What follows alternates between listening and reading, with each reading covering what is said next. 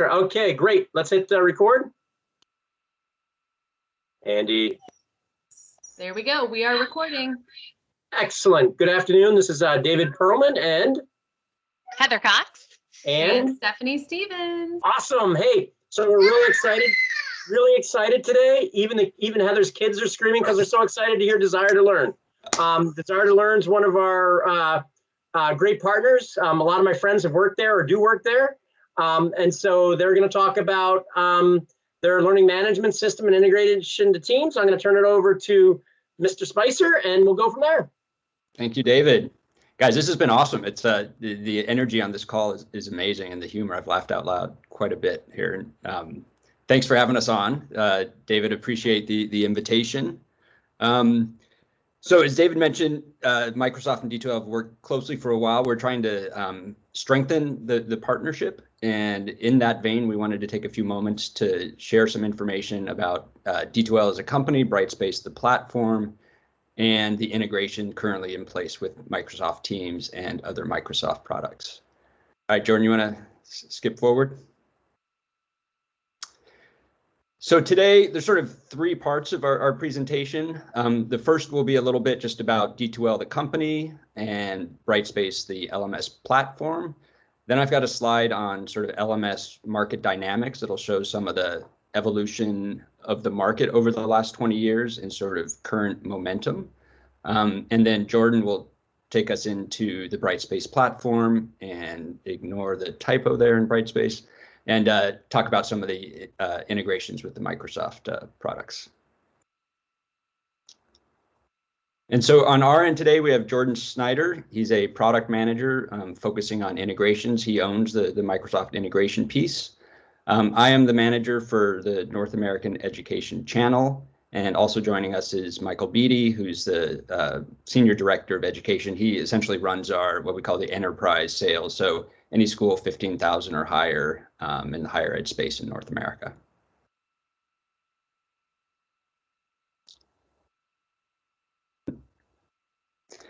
So here we get a little bit of insight into the size and scope of D2L. We are in 1,300 educational institutions globally. I will note we also play in the corporate and government spaces. D2L, as I mentioned earlier on the call, has been around for about 20 years, a little over 20 years. It was founded by John Baker out of the University of Waterloo, which is in Kitchener, Ontario. It was his brainchild while he was a student, and it has just had quite a run for the last 20 years, and we'll get into some of the things that have happened during that period. Not a new player on the block, but kind of a platform that is getting new and well-deserved attention these days, is what I would say. And along with being in 1,300 institutions, we've got millions of users across the globe. Next slide. So one of the mottos and goals at D2L is reach every learner. And there's a real, I don't know, in some ways it's a very mission-driven company with a real belief in the power of education to change lives. And I think that comes across in everything we do. It also happens to be a pretty good business model, and we are trying to reach every learner and grow the business as well as accomplishing the mission of improving educational opportunities throughout the world. Next slide. And so there are a lot of people who have heard of D2L, have seen Brightspace at some point in time, but not as many people who know what's happened in the last 4 or 5 years. There's been a big effort at D2L to sort of change their approach to product development and really focus on the end user and the user experience.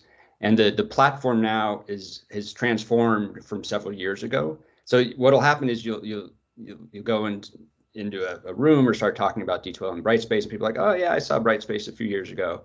And they have a certain impression, and when they see where the platform is today, their eyes open up and they realize that there have been big changes at D2L. Next slide. And so these are some of the areas where D2L and Brightspace really excel. for years, I mean, going back to almost the beginning, they've been a leader on the accessibility front and have many sort of industry, they've gotten recognition from industry experts on that front. It's a very modern and scalable architecture. This is one of the sort of transformations that's happened in the last 4 or 5 years. Originally, D2L, like many LMS platforms, was either on-premise or hosted.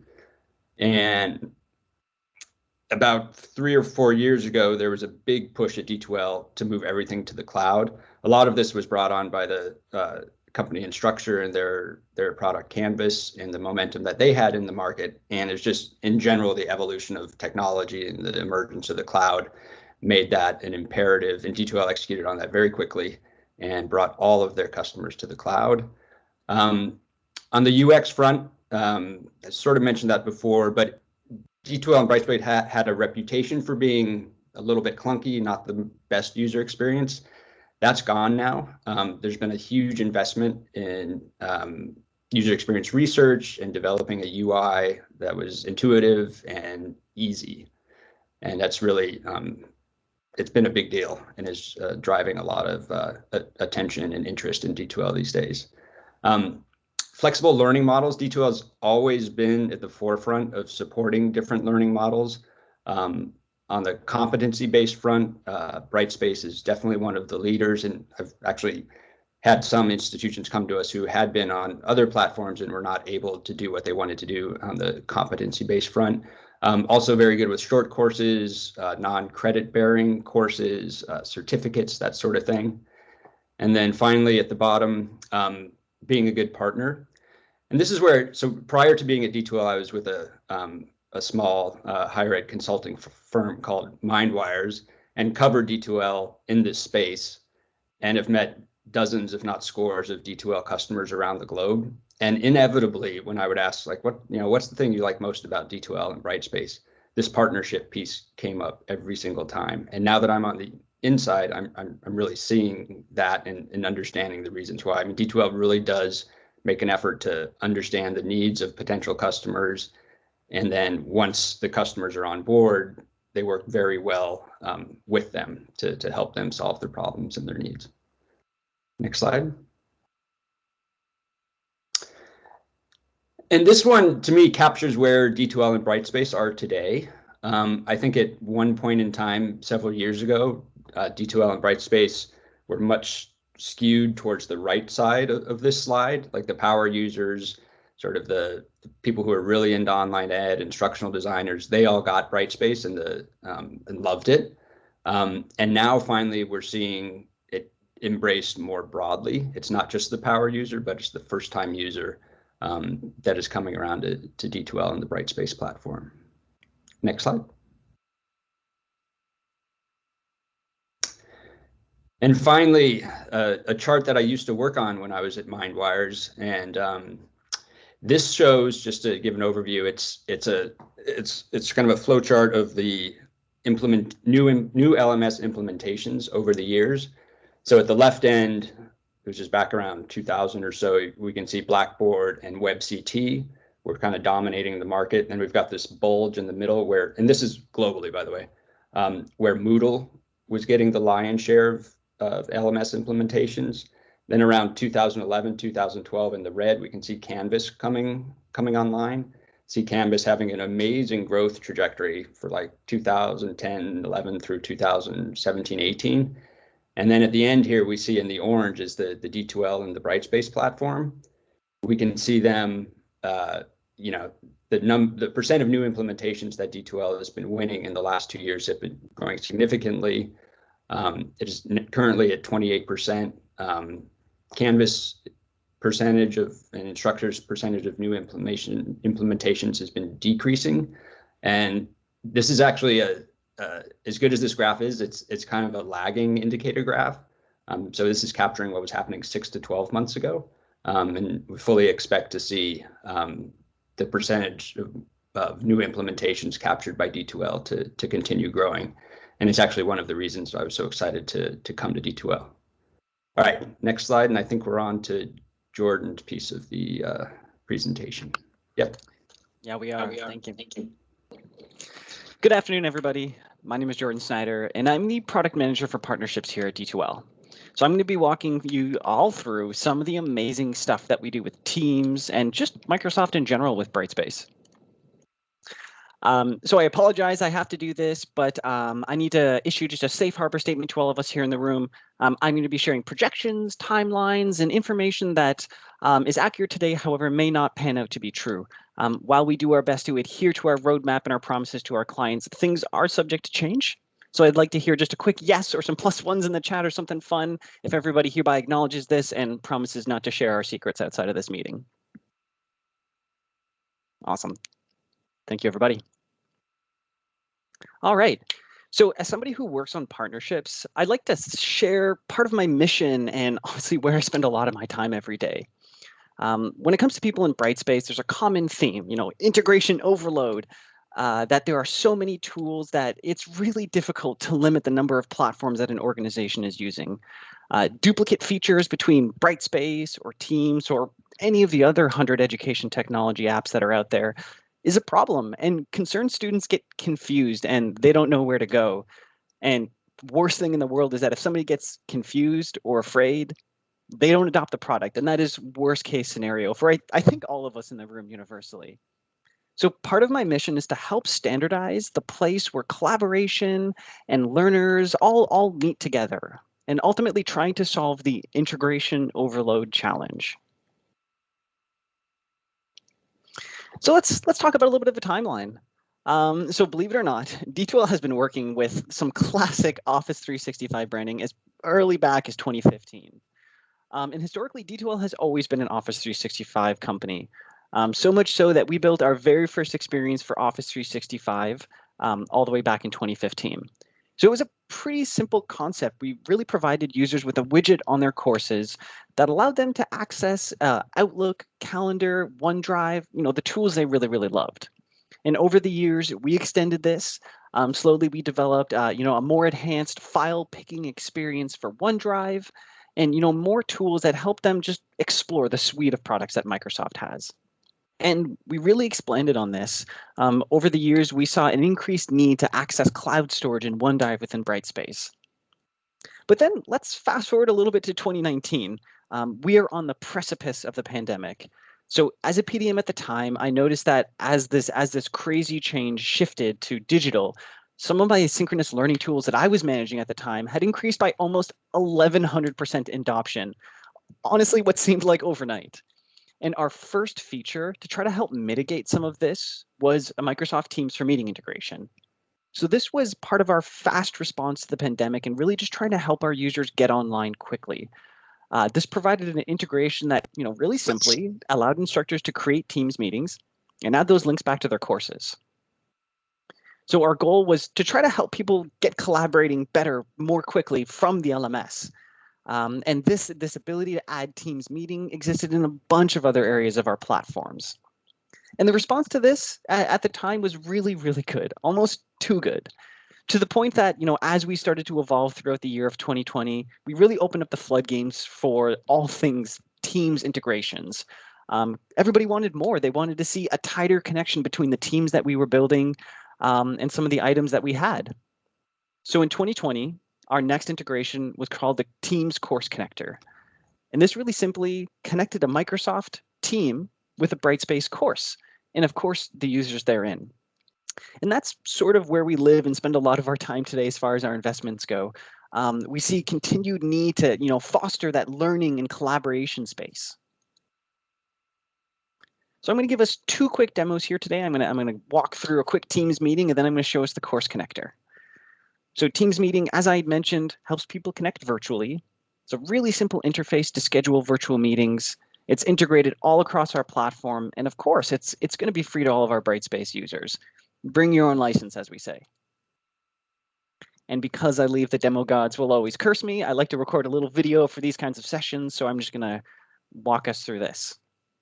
So I'm going to be playing the role of Emily, a science teacher for our demos today. And so in the case of Emily here, I'm going to skip anything to do with setting up these integrations and know that I'm just ready to get started with my students. So let's say I'm logging in Monday morning and I want to be able to set up my team, or my class rather, to have an engagement in the morning. So I'm going to jump into this little widget at the front here, which is called the activity feed. It's really just like a news notification system for us. And so what we want to do is let the team know that this is where our class session is going to be held today. So I'm going to use our file picker, and I'm going to launch to the app that is our Teams for Meeting integration.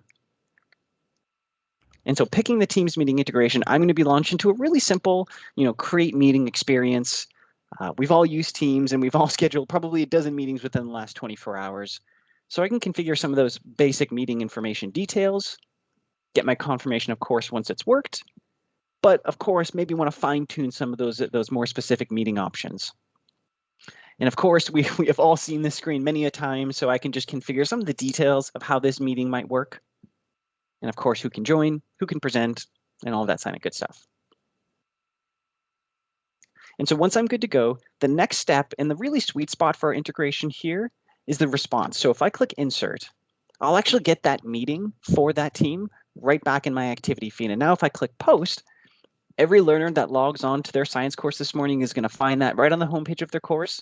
And they're going to know that this is where their learning is going to start this morning. And then the magic of the Teams meeting shall ensue. Excellent.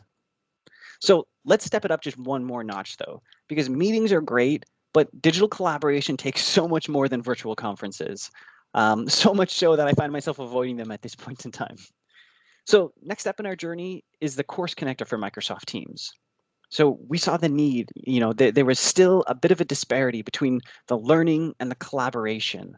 And what we wanted to do was try to bring those two together. So what our integration does is a really sweet process that, really simply creates a team based off a course and syncs those users together. And what our integration will do, of course, is a nightly sync, expecting that class lists and users ebb and flow just like the days of the week, so that every night we'll refresh the class list in the team to make sure that these pieces are connected one-to-one. Alrighty, so I'm Emily here again. What I'm going to go ahead and do is create a team. And so I'm going to launch a widget that I've got right on my homepage here again. I've got a quick Teams for Meeting widget. So when I'm ready to start creating a team, I've got one quick setting that ultimately determines how I allow learners to interact with a private channel in this team that I'm about to create. So I'm happy with the default setting, so I'm going to click on Create Team. And now there's some magic happening under the scenes. What this integration is doing is making some calls to our platform to capture things like the information of the course, the name, Science 1, or of course, the class list of users. So let's just note, I've got about 5 students in my class here, and of course, me, Emily, as the instructor. So I'm going to go ahead and validate that I've got a couple students here in my science course. And when I go back to the widget, I can see that the asynchronous process is still running in the background. So let me jump over to Teams, because in just a couple seconds, once my process is successful, I should get a Teams for Meeting notification. Bam, awesome, there you go. And my Science 1 course is now right on my team, ready for me to pick. So brand new team, I'm probably pretty excited. I'm going to spot check just to make sure that things are okay. So if I jump over to check who's in my team right now, it looks like I'm in here, which is perfect. But also, okay, great, I've got all 5 learners in here. So at any point in time, these learners are ready to either be learning inside of Brightspace or collaborating in their team. But little secret sauce that a lot of people tend to overlook with this integration is this Brightspace tab. And bam, just in a couple of seconds, you'll notice that we are bringing the power of the LMS just into a little tab right within the team there, which ultimately it reduces the need to navigate and jump back between platforms, which admittedly can be a little jarring. Awesome. So a couple quick common questions about how this magic happens. So we typically match a user in Brightspace to their counterpart in Office 365 with their email. And we use that as our alignment to make sure that we know who we're talking about on both sides of the conversation. As I mentioned, we keep our roster synced nightly, so if people enroll or unenroll, we'll manage that accordingly. Naturally, you can always come talk to the D2L team if you guys want to learn more. So let's talk about some of the more fun stuff. So you've seen so far that we're trying to solve a couple key problems, which is helping people move between platforms and ultimately trying to help our learners collaborate more. So this is a really quick view of our roadmap, with the left-hand side being all of the awesome stuff that we've already built today, moving slowly more to the right in the future, where we might have a little less confidence, but we're still really excited about the stuff that we're building. Ultimately, our theme here continues to be Number one, making the integration easier to use. And number two, adding some fidelity and making it more flexible. So some of the stuff that you'll notice on our roadmap here includes things like creating a team based off the course template type. That's really exciting for our users because today we're really just creating a standard private team. Where we're going to try to improve the fidelity of our teams and our courses is by doing little things like respecting course start and end dates or respecting the groups and sections in the LMS. So today, if a course ends in Brightspace, that team lives in perpetuity within teams. And so what we're looking at doing is making sure that if that course is done, that team is closed as well. And similarly so, if users are organizing into groups or sections to complete their coursework, then we want to make sure that we can set up teams that facilitate that type of collaboration as well. So when I mention supporting course sections or groups, that's really what I mean. And ultimately, we are big fans of LTI, like I know Microsoft is as well. So we're just looking at building some really awesome, exciting stuff into LTI 1.3 in the future. Jordan, thank you so much. Perfect timing. I wanted to chime in here and just make sure we give folks some time to pop questions that they have in the chat. If you guys are okay with taking a few questions here live, and then what we don't get to here in the session, we can always allow you to follow up on afterwards if that's okay. Sounds great. Yeah, and before you take those questions, can you hear me okay, Stephanie and team?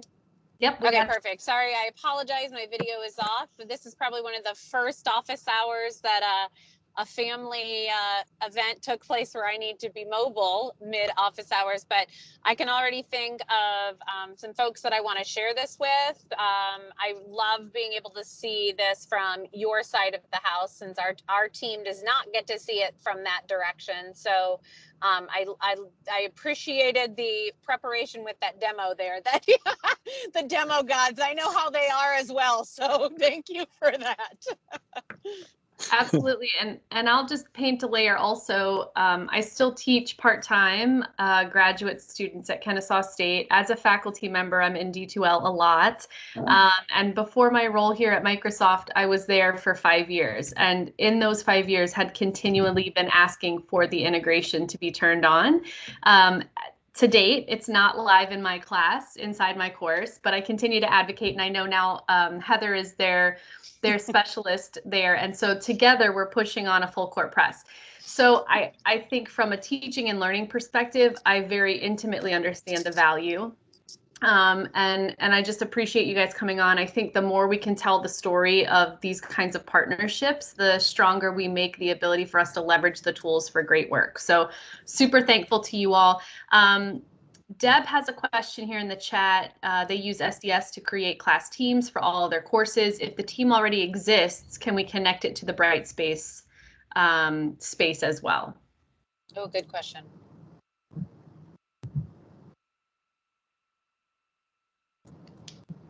Jordan, do you want to take that? Sorry, no, I think I just cut out. Can you say that again?